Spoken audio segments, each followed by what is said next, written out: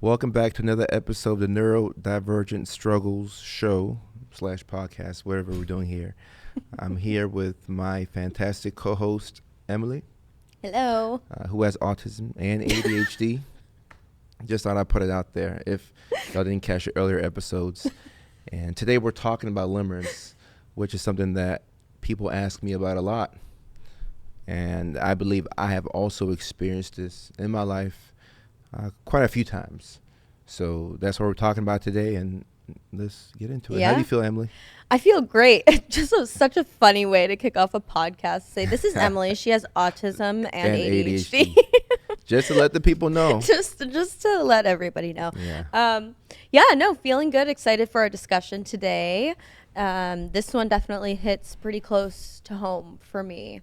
I've definitely experienced this in romantic relationships, in platonic relationships. I'm really excited to dive in and see where we get today. Yeah.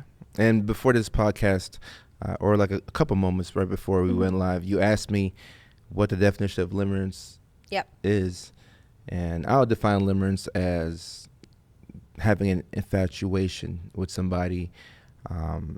Most times it's involuntary. And you're fixated on this person. You think about this person all the time. You put them on a pedestal, and your version of this person in your head is often way greater than who the actual person is. So you make it hard for this person to live up to your expectations. Yeah. But it just feels so good. It feels so good to, like, even if this person is only giving you a quarter of what they could in a relationship, like the idea of being in love or having somebody who loves you is so valuable. And I think especially to people with autism and ADHD, maybe more particularly autism, just because it might be harder for us to make connections, especially in the real world. So we find somebody that gives us a little bit of attention and support, and we're like, oh my gosh, let me latch on to this person forever. And so it can, it can give you that false sense of connection, but it also might make you kind of look past some shitty things that that person might be doing to you. And you just don't even realize it until you take a step back and you're like, oh my God, wait, that person's actually an asshole. Why am I with them? It's embarrassing when the smoke clears. Oh my God, yeah. And you realize what situation you've been in, who you're dealing with. And like, I have to put the blame on myself a lot because I think it's an ADHD thing for me, and probably autism as well. But I'll meet a girl and I'll tell her about what I'm interested in, and she'll say, oh, I have the same interest. And I'll tell her about the things that I don't like, and she'll say, oh, I don't like those things too. And as we connect and see each other all the time, then the infatuation grows, and you make this person out to be like God. And for me, after around like the 5 or 6 week mark, that's when I start to come back to myself. Really? Yeah. It takes me about a month and a half. That's so short. It's short, but you can do a lot in a month and a half. No, of course. I'm saying that in the sense of, like, when I think back to the times where I've looked past, some maybe crappy things that somebody's done to me just for the sake of being in love or my infatuation with this person. I mean, the most recent example I can think of is my ex-boyfriend. I was with him for 4 years. Wow. 4 years. And all of my friends about a year in were like, Emily, you got to break up with this guy. And I'm like, oh, but like, he'll change. Like, things are going to get better. And I just, like, I put up with it. So when you said, oh, I start to come back to myself in 5 to 6 weeks, I'm sitting here, I'm like, I wasted 4 years of my life. Wow. I was like, dang, it took me that long to realize. So out of those 4 years, how many of those were you being infatuated with this person?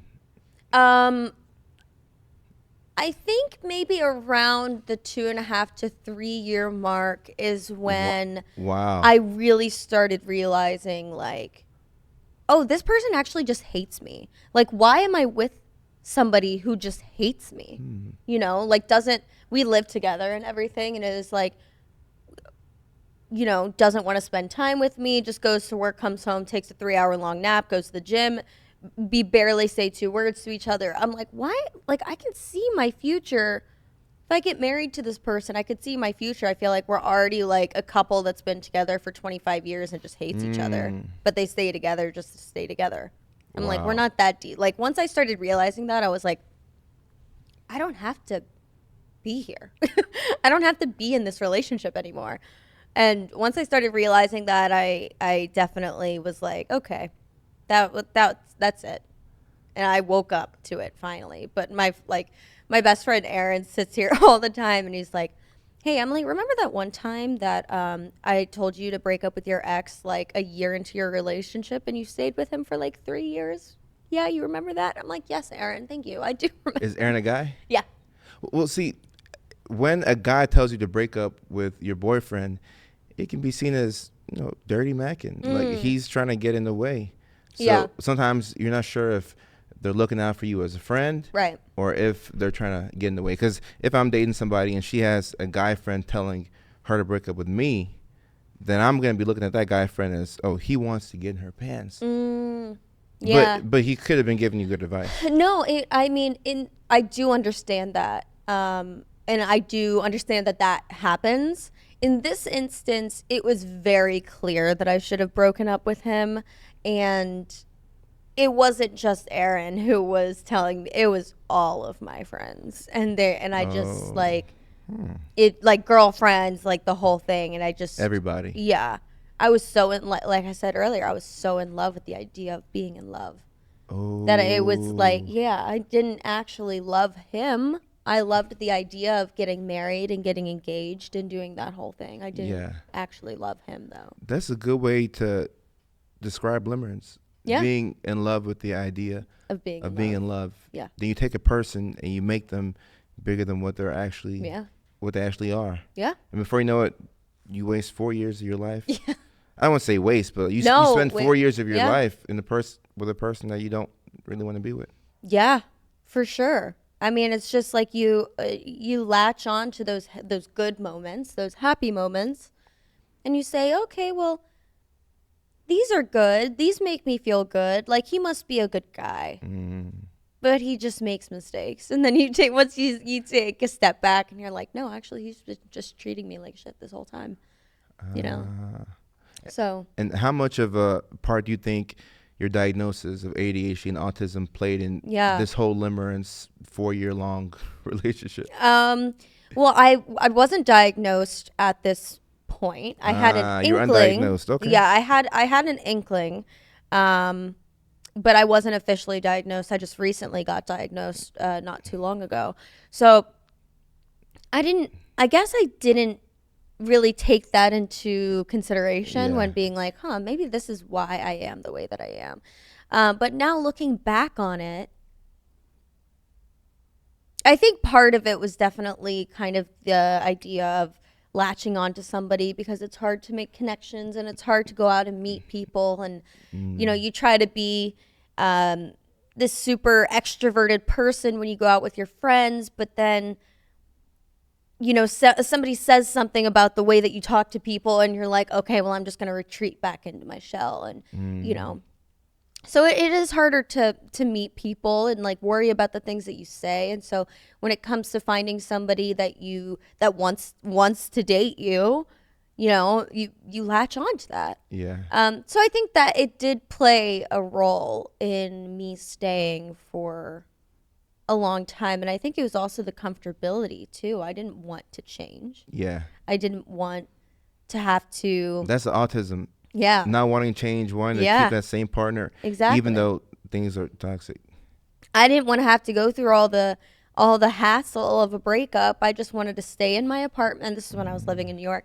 I wanted to stay in my apartment that I had, you know, built for myself. And we had a dog and everything. I mean, it's like, I didn't want to change any of that. But I finally came to the realization that, like, you have to go through the difficult change Yeah. if you don't want to be miserable for the rest of your life, you know? So, yeah, now that I'm looking back on it, it was definitely a big percentage, I think, of my diagnosis keeping me in the relationship. But I think it was also partially, my parents have been together forever. They're still together, and they met in college and did the whole thing, got married, had kids, and like I said, they're still together, which is rare these days. Yeah, it is. People just get divorced willy-nilly. And so kind of holding up to that standard, I was like, oh, well, my parents have been, it's about that time. I was 22, I think, when I started dating him. And by the end or closer to the end, I was 26, I guess, if it was 4 years. So it was like this idea of like, okay, my mom had my older sister, when she was 25. And she was married at 24. It was like that idea, right? So it's like trying to not keep a timeline to those relationship things, but also kind of feeling the pressure from up above, like your parents and even your grandparents who were high school sweethearts and were together forever. And so that I think played a part in it as well, being like, okay, well, I'm so close and we're talking about getting engaged. And I'm like, it's my time. Here we go. Like, this is the perfect timing for it, but it's not the reality, especially now. I find it fascinating how you could be infatuated with somebody for a year, then it turns into 4. And maybe my ADHD is just so strong, or maybe it's just me. But after about a month and a half, like that's when it hits for me. Yeah. I'll be infatuated with somebody for about a month and a half, and there'll be limerence mixed with lust. Well, of course. I think for me, lust is a big part of it. Of course. Not just being attracted to them sexually, but also just liking their vibe.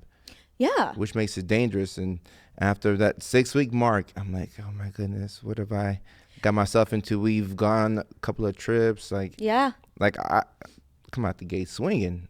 Right. I mean, but that's the start of, I think, most relationships is like, oh my God, this person's amazing. I want to spend all my time with them. I want to be intimate with them all the time. And like, it's super exciting and it's new and it's fresh. So I do get it, that for you, I think somebody with ADHD is like, that kind of turnaround can happen much faster. Yeah. Whereas like somebody with like, I mean, I have both. I think the autism might be a little bit stronger when it comes to my relationships.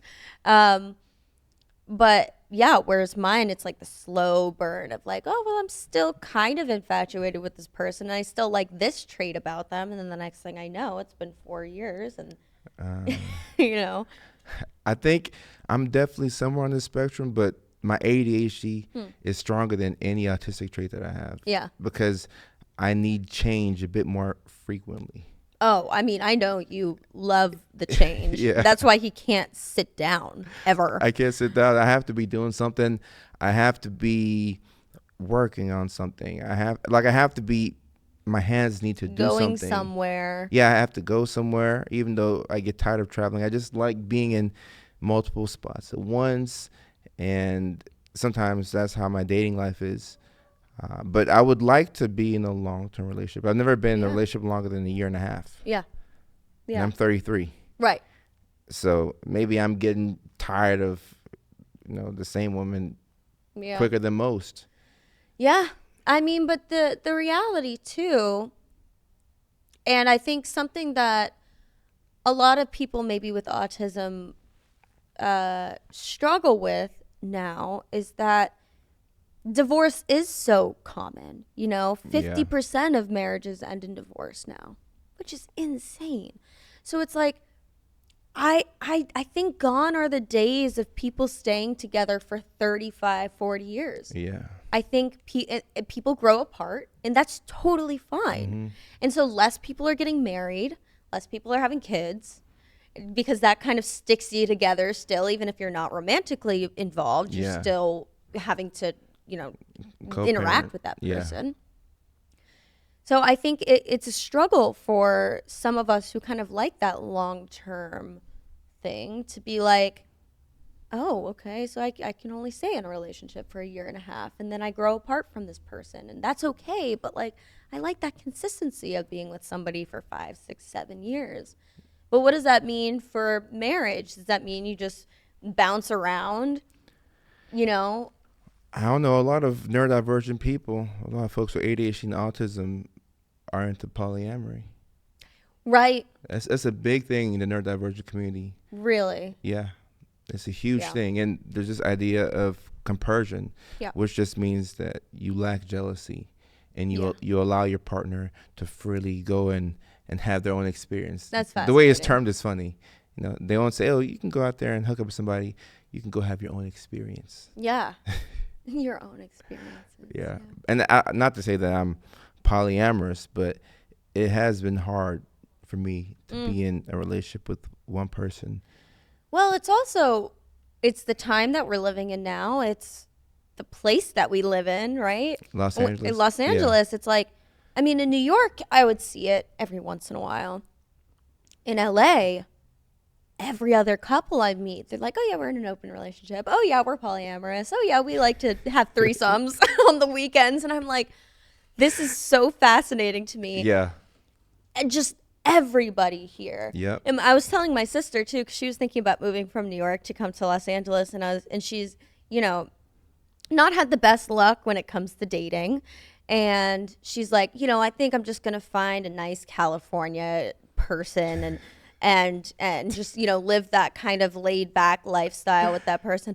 And I'm like, Katie, you're gonna end up in a polyamorous relationship. Yeah. I mean, that's what everybody expects almost. Yeah. Living in Los Angeles. So for you know, people like you who kind of have that fast turnaround, you're like, oh, I'm in the land of my people right now. You're like, I can relate to these people. I feel that sometimes, but the craziest thing is for me, when I look back at the times when I've been the happiest, it's been when I was with one woman. And the relationship was going great. So what was different then? You know, what made you content and comfortable staying with that one person, but then, you know, you say, I'll talk to a girl for 5, 6 weeks, and the kind of excitement is already starting to fade. So what was it? Was it something about that person in particular? Yeah, it was less of a desire on their end to change me. Because for me, Limerence, it goes both ways. For like sure. I'll be infatuated with them and they'll be infatuated with me. So we have this mutual obsession. Yeah. And for 6 weeks, we have the greatest life. Mm-hmm. It's like a Hallmark movie. Yeah. We're going here, we're going there, we're trying out new things. I'm actually being fun. Mm-hmm. I'm not stuck in the house looking up skit ideas and working on my business. I'm actually having fun. I'm still doing my thing. Right. But I'm having more fun than I can keep up. Right. And at some point, it comes kind of crashing down. And for me, I come back to baseline a little quicker. Mm-hmm. But then on their end, they still have this version of me in their heads that I have to live up to. And because I'm not that person, then trying to change me becomes what, you know, that's their objective. How can I change him? How can I make him be what I thought he was? If that makes sense. Yeah. No, that makes total sense. I think, not to try to therapize you or like be a relationship therapist. I'm not licensed in any state to be a therapist. Bring it on. No, but I think for you, it's finding something in the middle. Like from the beginning, I think setting the expectations at a doable level, right? Like, yes, of course, you kind of want to show out the first couple of weeks of seeing somebody and take them out to nice dinners and take them on trips and stuff like that. But then that can set the expectation way too high. That's the base is up here. So when you dip down, then the other person is like, oh, well, they're out of love with me. That's it. Like they don't want to be with me anymore. Yeah. And it's like, no, it's just like that was like the honeymoon phase, and now we're in the regular relationship. But I think a lot of women would read that as, oh, well, he's just not interested in me. Yeah. So I think that's exactly what happens. Yeah. So like starting out the relationship on a more doable level, I think would improve the longevity of I your agree. relationships. And I tell people, if you want to avoid limerence as best as you can, only spend 1 day a week with the person. That's the rule that I have for myself. And anytime I've broken that rule, I've regretted it. You like somebody, you've met them, you feel like they're the best thing since sliced bread. 1 day a week with this person. Yeah. Maybe 2. Yeah. 2 is a max. Yeah. But 1 day a week with this person. Because if you spend 3 days in a row, and I know this, and for the most part, I've kept this up. Right? With my ex, it was every single day. So I broke my rule in a really bad way. Yeah. But I remember one time, this was like 2022, my brothers were in LA to visit me. And I had been telling them that, I only see a girl once a week, maybe twice. Yeah. And I brought the same girl over 2 days in a row. It was like a Monday, she came over. Then the next day she came over, and my brothers were shocked. They're like, you brought somebody over back-to-back days? Crazy. I'm like, yeah, she cool. she Cool. kind of cool. She's fine, I guess. And that was a situation where we had this intense infatuation with each other. Yeah. And it was very difficult to break that relationship off. Very difficult. For sure. So 1 day a week max. Yeah. And it can help for people who have ADHD. I think it can help to be in a long distance relationship just in the beginning. Just in the beginning. That's so interesting. Because you're forced to actually learn the person, get to know them. And because they're in Chicago and you're in LA, you have to FaceTime them. They can't just come over. Y'all are kicking it every single day. Time zones are different. But a long distance relationship in the beginning can give you space to actually learn the person. Because when you're infatuated with them, you don't learn them. You just want, you're waiting to see if they live up to what you think they are. That's so true. Yeah, I'm like thinking back at, in my current relationship, and not to air out everything, because I haven't told my boyfriend that we were going to talk about this, but not to air out all of. You ain't got to air that. No, nothing. I just, I want to be careful with how I say things. For sure. But it's mostly about me. But so it's, I got out of my 4-year-long relationship. A month later, I already had met my boyfriend about a year before. We just stayed online friends because he was living here in LA and I was still in New York. And long distance. Yeah, but we didn't see each other for that entire year. So, and because we were both in separate relationships still. And then so I break up with my ex of 4 years, and it just so happens a month later, my now boyfriend was in New York, and he's like, can I take you out to dinner before? And I was like, yeah, absolutely. But I was nervous. This was at the break of ChatGPT. And I was like, it was like when it started to become really, really popular. And I told him this a couple months ago, but I actually, the night before, I was typing up, asking ChatGPT, how do you cancel a date last minute with being really, really nice? And I didn't do it, but I was nervous. I was like, I hadn't been out on a fresh date in over 4 years. So I was super, super nervous, but I ended up going, and the rest is history. We did do a long distance kind of relationship, just fun relationship. And we would meet up in different cities, and I would fly to LA a bunch. And so it was really, really fun. But I think for me, that long distance thing, when I finally did move to Los Angeles, and I didn't move for him, he was one of the deciding factors. I was like, oh, I have a support system in LA, so I can feel comfortable actually moving there. But he wasn't the main reason. I'm an actor, and so I was like, let me shoot my shot with acting in Los Angeles. So I'm so happy I did. But when I finally moved here, I noticed, because we were long distance and just seeing each other maybe once a month, I lashed on hardcore, almost to an unhealthy amount. And I didn't realize that I was doing this. I was just like, oh yeah, we spent all of this time doing long distance. that now that we live in the same city, I'm like, he's the only person I want to spend time with.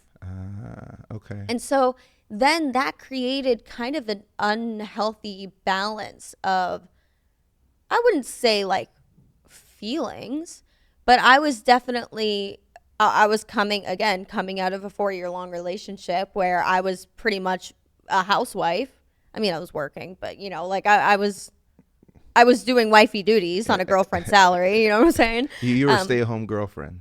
No, I mean, I was working, but it was, you know, I was cooking and cleaning for him and doing all of that stuff. To when I got into this relationship with my now boyfriend, I'm like, that's what I knew, right? So I'm like doing the wifey thing from the jump, and he's like, this is a brand new relationship. So it created a weird imbalance in our relationship. And, you know, we talked about it actually just a couple months ago. And I was like, oh my God, I did do that. I was like, I latched on to him to where I made my whole life in Los Angeles about my boyfriend, which, and we talked about this last night, which so not healthy. Don't do that. Yeah. Like, move to a city and go make some friends first, and like find things that you're interested in and that make you happy.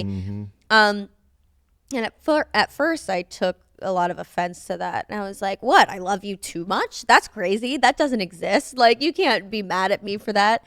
And then I realized, I was like, you know what? Yeah. And so now, obviously my relationship is a huge priority in my life, but like really focusing on my work as an actor and doing auditions and doing things that make me happy. So I started, I played flute for 8 years. And so I started practicing my flute again. And I picked up piano, and I'm baking sourdough, and I'm doing gymnastics again, which is crazy. I'm like, I'm almost 30 years old and I can still do a backflip, which is nuts. But like, I say all of these things to say, now I'm filling my days with things that make me happy, instead of just filling my days sitting here on my phone being like, okay, is he going to text me back? Is he going to text me back? Like, why isn't he texting me back?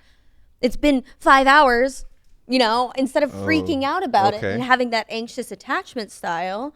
Now I'm filling my days with things that make me happy, that aren't my boyfriend, even though my boyfriend makes me very happy. But you know what I'm saying. Yeah. So I say all of that to say, what was my point? That's the ADHD kicking in. Yeah, but see, oh my God, you guys are seeing it right, like in person. No, to talk about the the attachment styles. Jackie, yeah. Attachment styles and limerence. Yes. But you made a good point. Even though you went into a different dimension, I did. You make a good point. Yes, that was my point. Is you can attach to people. But now I've made the progress in my life to say, not at the 4-year mark, but, you know, we're about 1.5 years into our relationship. And, you know, we had this conversation about, I don't know, 4 months ago. So 1 year into our relationship, having that conversation of like, okay, these are the imbalances in our relationship, and how do I fix them? Not fix them, you don't have to fix yourself, but like, how do I change to still get that hit of dopamine every day, but that not be just like oh my God, I'm gonna get my hit of dopamine from my partner. Right. You know, I need to get it from other sources. And speaking of attachment styles, I think it's important to know where you are when it comes to attachment styles, because you said you're more anxious. And the anxious attachment style person goes with the avoidant. And in almost all my relationships, I've been avoidant. Yeah. Who am I kidding? I've been the avoidant in all. Why do I say almost? Like, it's not all. In every relationship, I've been the avoidant. Yes, admit it, Kojo. Yeah. Who am I kidding? I've been the avoidant in every relationship, which means that the girl that I was dating at the time was more so anxious. Yeah. And these patterns repeat themselves over and over. And it does start out with the whole limerence thing, infatuation, we're obsessed with each other. Yeah. But because of that tug of war, where I'm avoidant and I show affection, then I tend to pull back. And then they're just trying their best to get my attention again. And I'm pulling it back, and I give it, pull back, and I give it. That sort of dynamic Yeah. it creates an unhealthy pattern that is very difficult to break. Yeah. And you have to sometimes sit back and evaluate how you got into this situation. And just like I was telling you yesterday with my last relationship, not working out, Yeah. I learned a lot from that because it started off, it was textbook definition of limerence, seeing each other every single day. Yeah. And at that You point in guys my were life, also living together at one point, if I'm not mistaken, right? yeah, for about a month. But before Right, that, right. Okay. I was seeing her every single day. Right. Yeah. Every single day. I wasn't even in LA.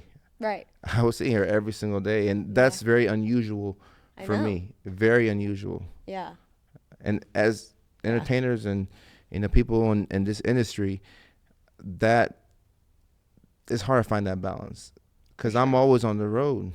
Right. So you come back home sometimes and your old lady might be tired of you because she's not used to seeing you this much. Right. Yeah.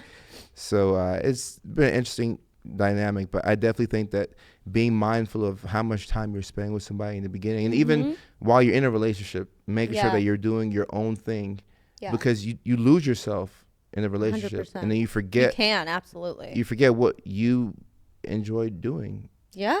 And it's hard to do things by yourself. Right. You have to learn how to, cook sourdough and play the piano all over again. Yeah. I mean, and you say, you're on the road all the time, which you are. You're constantly traveling. And my boyfriend is the same way. For work, he travels so much. And at the beginning of our relationship, it really affected me. I was like, oh my God, he's gone all the time. And it's like so depressing. Now, I stepped into his world and it was very fresh and new for me to be in this kind of relationship where he's traveling a lot. But that he's been doing it for his entire adult life, pretty much just being on the road. So for him, it was kind of the usual, but he was like you, or he is like you, to where he's like, I'm going to be gone for a couple of weeks, but like, I still love you. And, we're going to see each other soon. It's not a huge deal. Of course, I miss you so much, but like, it's not crazy for me to be on the road for 3 weeks or a month or 5 weeks, So it's kind of, you're right. Like I'm trying to get better with that anxious attachment style, trying to fill my days with things that make me happy so that I'm not anxious all the time.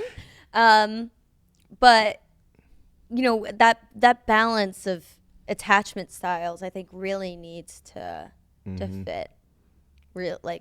That's so important. And it's helpful to have your own thing. Yeah. Like I know now, and I did know before, but I know now that whoever I'm dating, they have to have their own thing. They need to know how to entertain themselves by themselves. Yeah. And it'd be okay. I can spend 8 hours on a Sunday watching football. Oh yeah. Watching my team's game. I'll watch the Titans and I'll watch the Bears play the Packers. About the Titans, by the way. We're not going to talk about your record it'll be cool. this year. It'll be cool. We're not going to talk about your We will record make the playoffs this year. Watch. We're going to make the playoffs this is what, February? I'm making this prediction. We'll make the playoffs this year because we have a new head coach, a new offensive coordinator. I know Steelers just got a new head coach too. McCarthy. Yeah. Not Came an from exciting the Cowboys. hire, but anyways, ADHD, sorry. You like football. You love football. You can watch football, but can you watch it for 8 hours on Sunday? Yeah. Oh, okay. yeah. By yourself? I like doing it. I like our... Well, okay, that's you something... ain't real. You can't do it. Oh, no, okay, so I can. It's just my ADHD then kicks in, and I'm like, I can have it on in the background the whole day. Okay. But like if I do need some sort of break, like where I go take a walk or something. But I do love sitting there on the couch. My boyfriend and I call it our football Sundays, where in California on the West Coast, it starts at 10 a.m. 10 a.m., yeah. Which is awesome. Yep. So I'm used to the East Coast where we're starting football at 1. Yeah. But for us, it's, we wake up, go grab some breakfast and some coffee. We come back to the house and we sit there on the couch and just order food. We sit there all day. Yeah. And it's awesome. I could watch football by myself. You watch Red Zone? I watch everything. Yeah. But I have other things like that I can play guitar for 8 hours by myself. Oh, yeah. I can play video games by myself. Yeah. I can go out by myself. But the women that I tend to date, when we start dating, it's like all they want to do is spend time with me. But I created this because we Yeah. spent every single day together. So now it's hard for them to do whatever they were doing on their own. Yeah. And now, like, the next relationship I get in, I got to let her Yeah. know, hey, don't cut off your friends. Don't For quit sure. doing the things that you were doing. Do those things, and you have to have a way to entertain yourself, because For sure. it makes me feel like I have to entertain you and be Yeah. exciting all the time. Right. And I can't now, be exciting all do the you time. find like the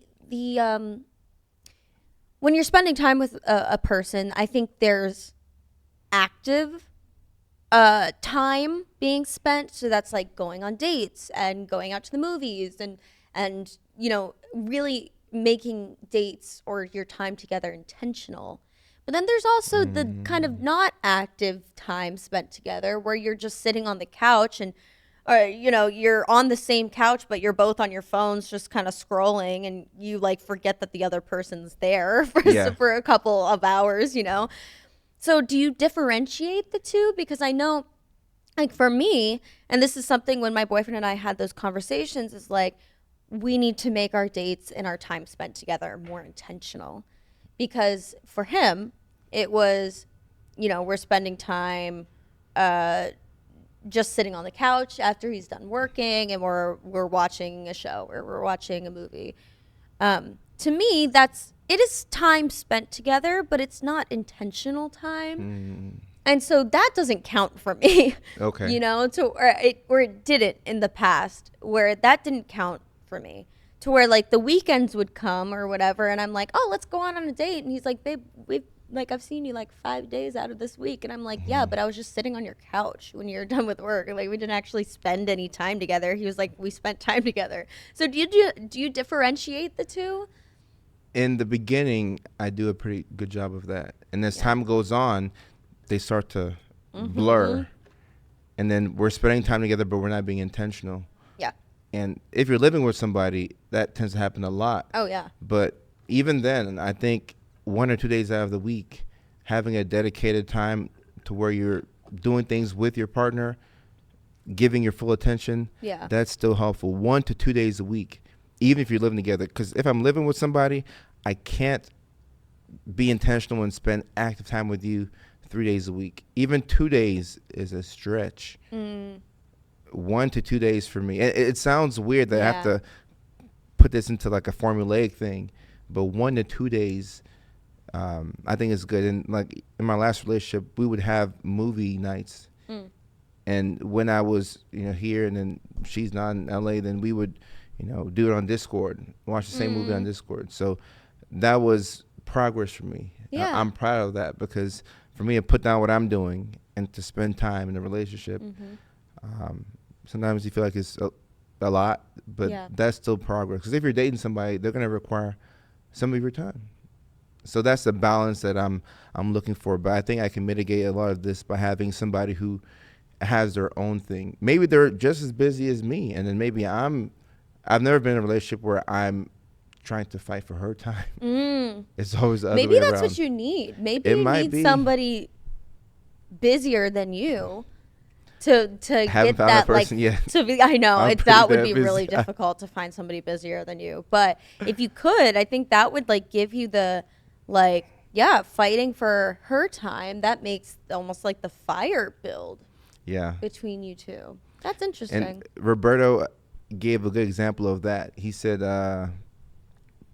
Timothy Chalamet and Kylie Jenner. Kylie Jenner? Because he's busy doing his thing, but she's busy doing her thing. Oh my God, they're both extremely busy. So I think that works out well. Combined net worth is Jesus.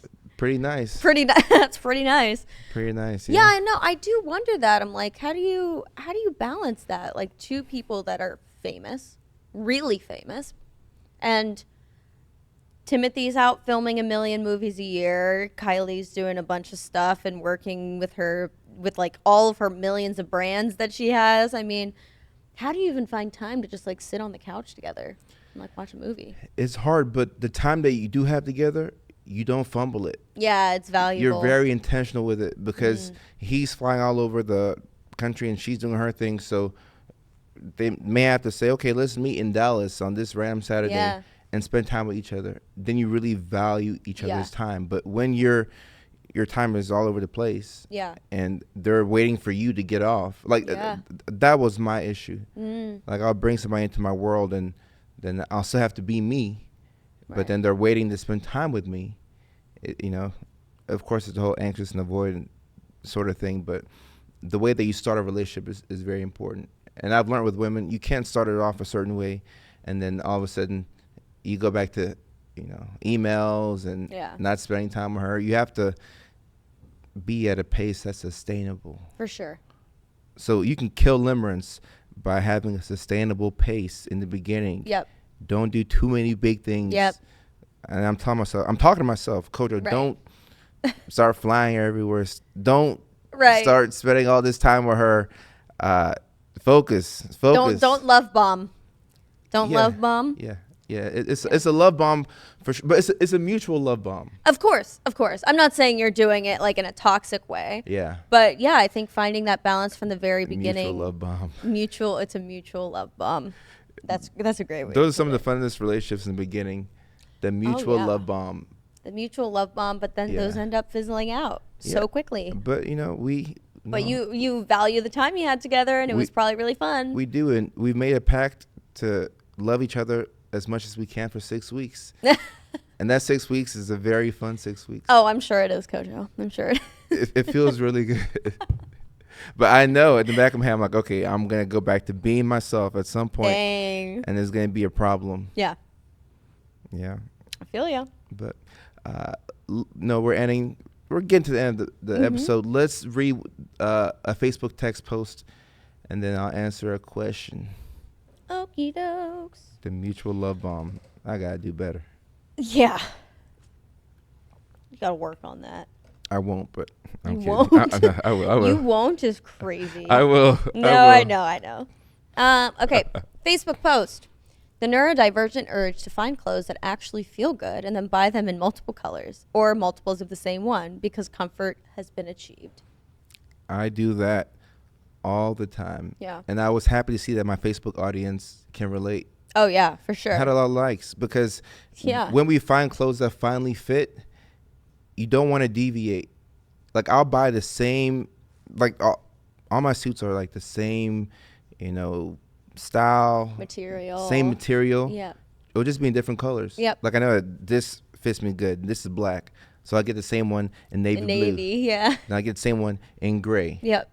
And these dress shirts right here, they come from Suit Supply.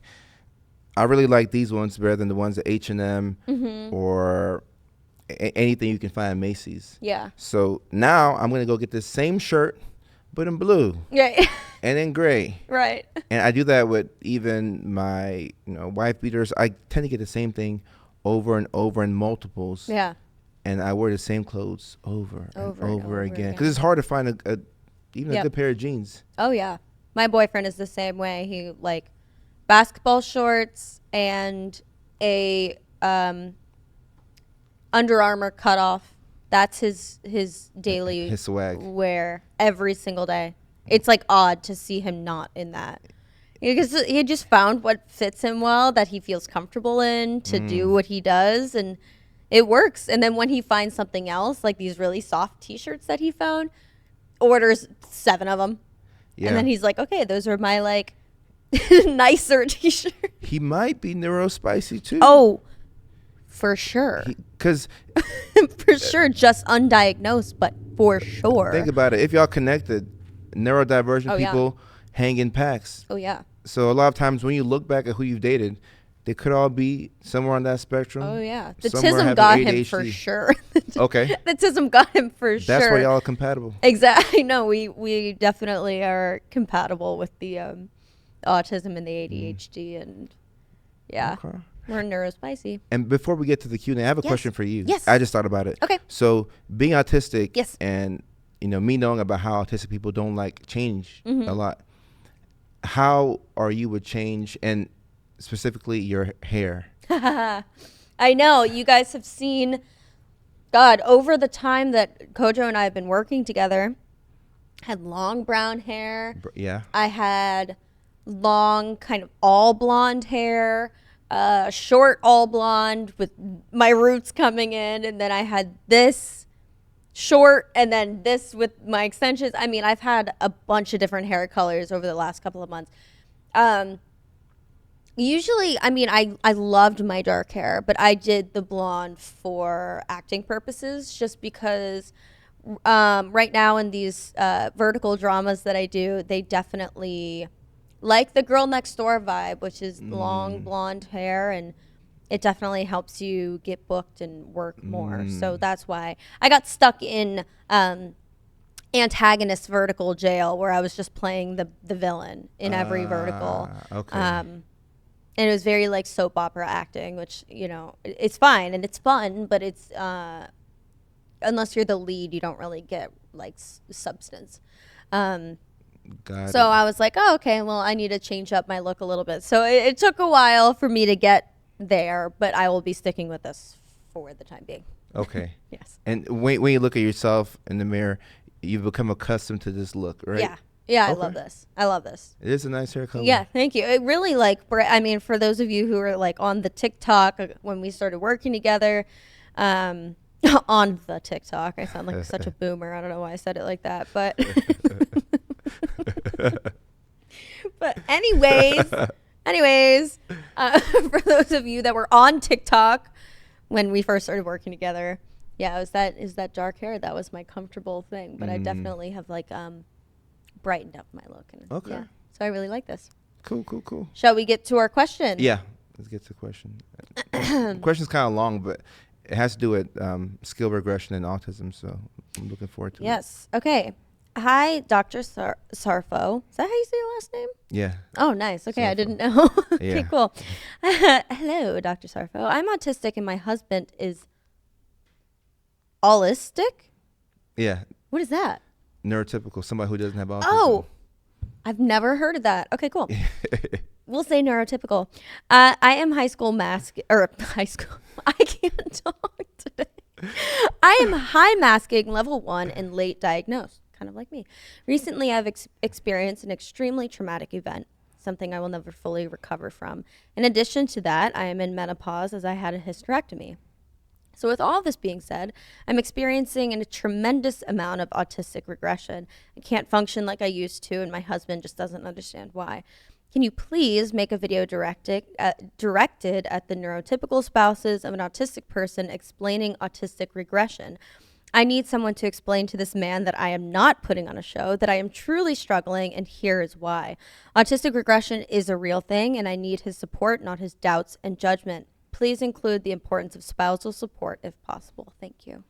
Okay, that's a great question. So we have a woman who is in menopause and she's experiencing skill regression in autism. So at least in my understanding, the reason why skill regression happens in autism is from masking and from having to be in an environment where you're dealing with sensory overload, you're dealing with things that you don't necessarily care about, but you have to do these things at work. You know, you have to fit in some way, somehow. And masking helps you get a job, get a spouse, and have all the social benefits. So you mask and you put yourself out there, but that does drain your battery. So after years of masking and after years of being in uncomfortable environments, you will experience the skill regression, which can be very embarrassing because the things that you were able to do, you can't do them as well. And for your partner, it can look like you are being lazy. It can look like you've checked out. It can look like you no longer like them. But somebody who is experiencing skill regression may lose their ability to cook. They may lose their ability to drive. All of a sudden, they can't drive on the highway, or they're afraid of driving the highway. And when it's with the simple things like cooking, and I say simple for lack of a better term, simple things like cooking or, you know, doing the laundry or helping out in the house, it's going to look like you no longer care. So I think it's important for the spouses of autistic individuals to know that skill regression is a real thing and that it happens and that it's embarrassing. And then you throw in the menopause part as well. And the trauma, too, whatever she went through. I mean, that could, that's going to be regression in all of these years that you've spent masking your autism. But that could also be PTSD, depending Yeah. on the traumatic event that, you know, and then adding that on top of the fact that you're autistic and you're going through menopause. I mean, this is a huge adjustment in your life. A big life adjustment. And speaking of PTSD, more than likely it's probably CPTSD, which is repeated trauma over time. And that tends to burn you out. Yeah. So you're dealing with a CPTSD, you're masking to fit in. Yeah. And you've stopped doing things that you enjoy. Yeah. So now you're burning out fast. You don't see it until all of Yeah. a sudden you wake up one day and you can't do more than 1 or 2 things in a day. Yeah.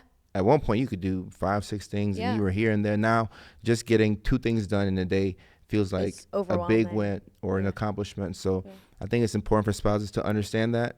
And the same way that you can regress with skills, you can also, you know, make some progress. Yeah. But you have to be in an environment where you can be yourself.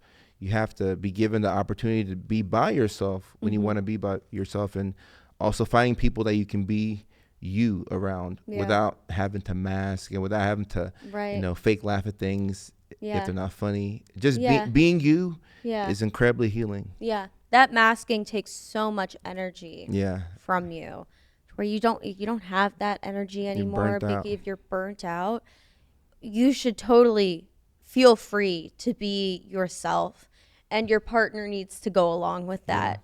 Point blank period. You know, maybe they fell in love with the masked version of you, and now you're this, right? Which is so tough to think about. But if your Facts. partner truly loves you and all of you unconditionally, they should support you in this time of need. Yeah. Really good point. I know we're wrapping up, but good point. When somebody falls in love with the masked version of you, you have to keep that up. Oh yeah. In That's order for exhausting in itself. Right. In order for the relationship to work, you have to keep it up. Yeah. But now you put on the mask to get into the relationship, and now you want to take it off. And as you're taking it off, your partner is like, "Who is this person?" Right. And you're like, "Oh, this is the real me. This is the real me. Yeah. This is who I actually am." Yeah. And it can make for an interesting situation when they realize that you're not who you portrayed yourself to be. And not that you wanted to trick them. Yeah. You just wanted to connect with people, and masking is That's how you do that. Connect with people. Absolutely. Yeah. Absolutely. Okay. Great episode. Yeah. Talking about limerence and masking, and I also got the chance to be therapized by you. You could tell my stimulant hadn't fully kicked in when I went on a 20-minute tangent and then couldn't remember what my whole point was. But yeah, it was a great episode, and excited for the next one. Yep. And while I have the camera's attention, I just want to say that if you're a fan of stand-up comedy, I will be in Houston, Texas on the 26th of April at the All Jokes Aside Comedy Club.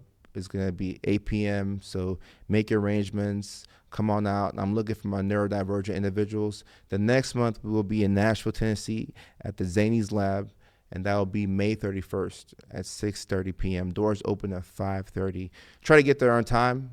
I'll be there early because I have to be. It's my show. Just say that the doors open at 4:30. Yeah, doors open at 4:30. So Tennessee doors open at 4:30, and I'll give myself that same heads up There you because go. then I'll get there at 4:45. So good point. But great podcast episode. Yes, yay!